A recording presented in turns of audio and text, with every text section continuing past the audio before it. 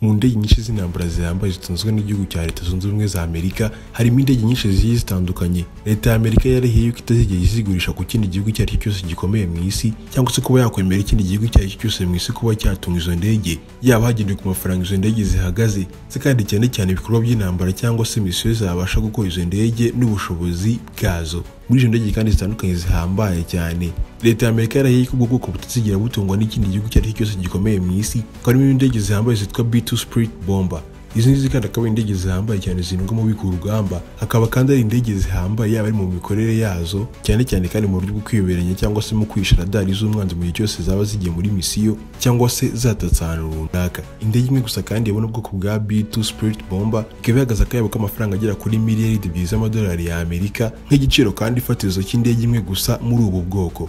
B2 Spirit Bomber kandi akaba ari indege yihariye cyane, ndetse kandi ikaba ifite ikoranabuhanga rihambaye ryo kutagaragara ku byuma bya radari cyangwa se by'umwanzi mu gihe cyose yaba igiye muri misiyo. Ikaba kandi ari indege yakozwe n'uruganda rw'abanyamerika rukora ibikoresho by'intambara, cyane cyane harimo indege cyangwa se ibikoresho byose bikoreshwa mu kirere. Uruganda akaba uruganda rwitwa Northrop Grumman Corporation, rukaba kandi rwatangiye gukora ubwoko bw'indege bwa B2 Spirit Bomber mu 1997 ku ibanga rikomeye cyane, ubwo Leta ya Amerika yahagikira kandi uruganda rwa Northrop Grumman bakababwira ko bagomba kubakora indege ihambaye cyane, ndetse kandi igomba kuba indege ya mbere y'intambara izaba ikomeye muri kino kinyejana cyose kandi itunzwe n'igihugu kimwe gusa ari cyo Leta Zunze Ubumwe za Amerika. Ni muri ubwo buryo kandi Leta ya Amerika yashoye amafaranga agera kuri miliyari 5 z'amadolari ya Amerika muri uwo mwaka kugira ngo uruganda rwa Northrop Grumman Corporation rubakore igisekuru cy'indege kizaba gihambaye kurusha ibindi bihugu byose bihanganye na Amerika mu isi yose. Bitewe kandi n'ukuntu indege ya B2 Spirit Bomber ari indege ihambaye kandi irimbura, abasirikare ba Leta Zunze Ubumwe za Amerika bakaba bose baratazira indege akazina ka Ghost of the Sky, cyangwa se tugenekereje mu rurimi rwacu rw'ikinyarwanda bikaba bisobanuye umuzimu w'ikirere. Indege kandi ikaba itumwa muri misiyo zikomeye cyane zihambaye, ndetse kandi kugira ngo indege imwe gusa ibashe guhaguruka muri Amerika igiye muri misiyo, impapuro ziyemera guhaguruka zikaba zibanza gusinywaho n'abantu b'ibinyacumi byinshi bitandukanye b'abasirikare gusa kugira ngo babashe kwemera yuko ibasha guhaguruka ijya muri misiyo, bitewe n'ukuntu ihambaye, bitewe n'uko kandi bazi ubushobozi bwayo budasanzwe. Indege kandi ya B2 Spirit Bomber y'abanyamerika ikaba yararwanye intambara ya Kosovo muri 1999. Indege kandi ikaba yararwanye intambara ya Afghanistan yabaye mu mwaka wa 2001, nyuma y'ibitero by'iterabwoba byari byabereye muri Leta Zunze Ubumwe za Amerika muri uwo mwaka. Icyo gihe kandi Amerika ikimara kubona yuko bayikoze mu jisho cyangwa se ibyebe byayiteye, babonye ko nta kindi gikoresho gihambaye cyabasha gukubita umwanzi kimubabaje, nabo kandi igitaraganya wese bahitamo kohereza indege ya B2 Spirit Bomber kujya kurimbura ibirindiro byose byari bitandukanye byaba byishimo abatalibani. Indege imwe gusa kandi ikaba yaragukiye mu gace kitwa Diego Garcia mu nyanja y'Ubuhinde muri uwo mwaka, mu gihe kitajyana no ku masaha 3 yonyine gusa ikaba yari yamaze kurimbura ibirindiro byose by'abatalibani yagarutse ku birindiro yasoje misiyo.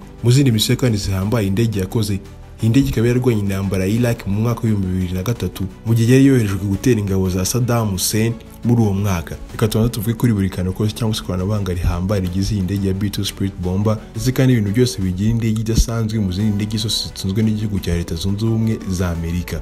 Nguhaye ikaze.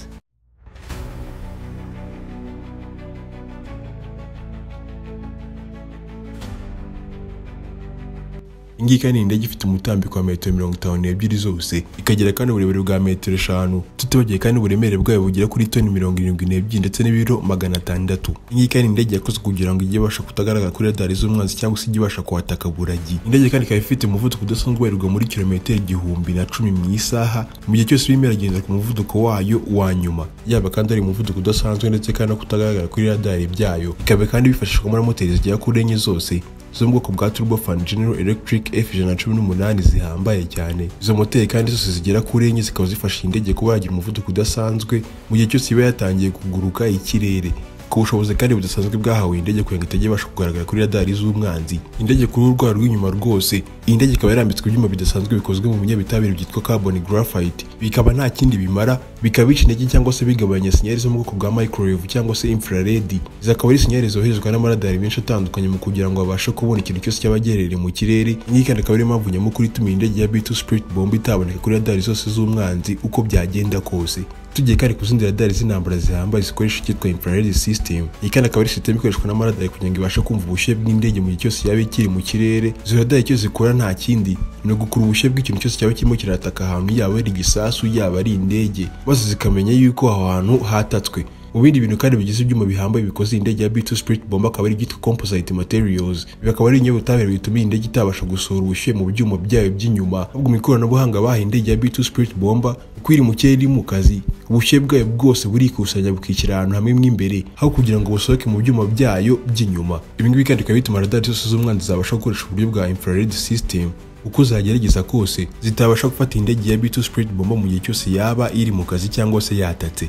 Mu bindi bintu kandi bigiye indege idasanzwe yo ikaba idakoresha uburyo busanzwe bwitwa GPS cyangwa se Global Positioning System mu kuba yamenya amerekezo y'ahantu igiye kuhataka cyangwa se ahantu iherereye cyangwa se mu kumenya coordonate. Ushobora guhita wibaza uti ese niye system ihambaye yabikoreshwa n'indege yaba yarasimbuye GPS? Ahagana kandi mu mwaka wa 2010 leta ya Amerika yashoye amafaranga menshi y'amamiliyoni y'amadolari mu kurema cyangwa se mu gukora system nshya yagombaga kuba ihambaye kandi iri gusimbura GPS, bitewe n'uko kandi system ya GPS ikunda kwinjirwa cyangwa se ibasha guhakingwa. Akaba ariyo mpamvu Amerika yashoye amamiliyari y'amadolari ya Amerika mu gukora system nshyashya kandi yagombaga kuba ihambaye itabasha kwinjirirwa, ikora neza nka GPS mu gushaka ahantu cyangwa se mu gushaka amarangamerekezo y'ahantu aho ariho hose nk'ibyo system ya GPS yabasha gukora.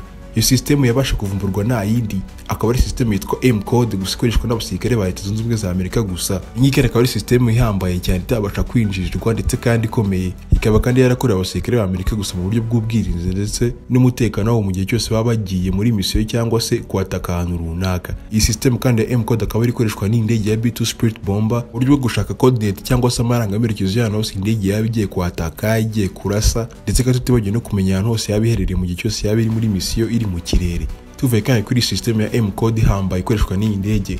Iyi ndege ikaba ifite ubushobozi bwo kwikorera toni zigera kuri 18 zose z'ibisasu bihambaye, byose kandi byakoreshwa mu kurimbura ahantu runaka yaba yatatse. Iyi ndege kandi ikaba igendera ibisasu bya B31 B83.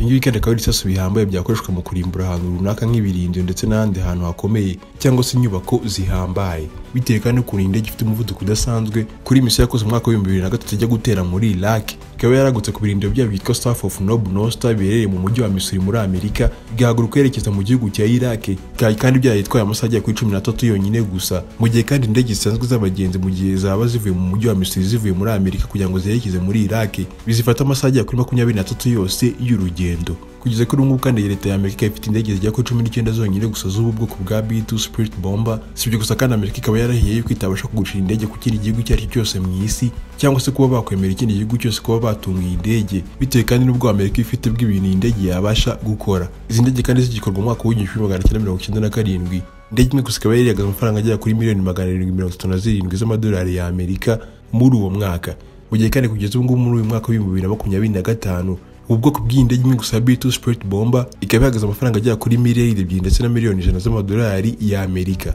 Ese wowe ni ikihe kintu cyagutangaje kuri iyi ndege idasanzwe y'intambara yitwa B2 Spirit Bomber itunzwe na Leta ya Amerika? Muri iki kiganiro twagiranye, ushaka kuduha inyunganizi cyangwa se igitekerezo waca muri comment section ubundi ukacyandika tukazakiganiraho ubutaha. Niba kandi uri mushyashya kuri uyu muyoboro ndagushimiye, nagusaba kandi kwiyandikisha kugira ngo ujye ubasha kureba ibiganiro byacu bicukumbe bica kuri uyu muyoboro umunsi ku munsi. Ibiganiro bya politike, amateka, imyidagaduro, ubukungu, byose wabisanga kuri Horizon Info. Gukanda like ugasangiza kino kiganiro abandi n'ubufasha bwanyu bwiza kandi ushimira umunsi ku munsi. Ibiganiro byacu nakagaruka nawe ubutaha.